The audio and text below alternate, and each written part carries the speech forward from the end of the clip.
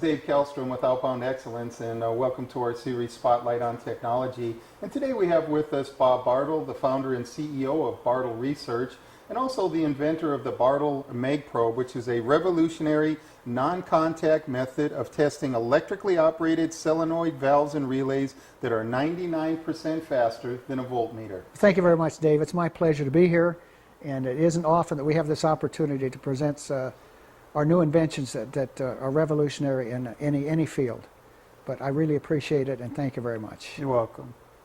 How about as far as the environment goes, how does the MagProbe operate in extreme hot and cold weather conditions? Okay, that's a good question, because we did receive a call. I've received a call from Alaska, in fact the North Slope of the mountains up there. They said the temperature there was 80 below zero, and it operated 80 below zero. And I said, well, the specification's at 40 below zero, but I'm glad to hear it works at 80 without any problems. But they said not only does it work at 80 below zero, but we have a wind chill factor of minus 125 degrees. Now typically, material has a glass point. When it reaches so cold, it shatters, and it didn't.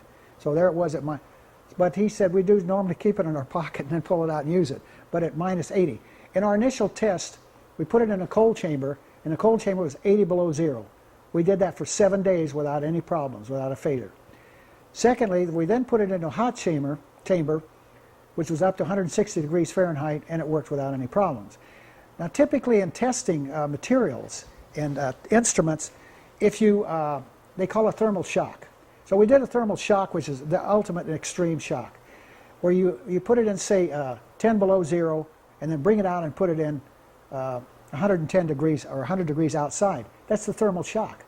Now if anything's going to fail, that'll certainly kill it, because it's a tremendous shock to the material used inside and outside of it.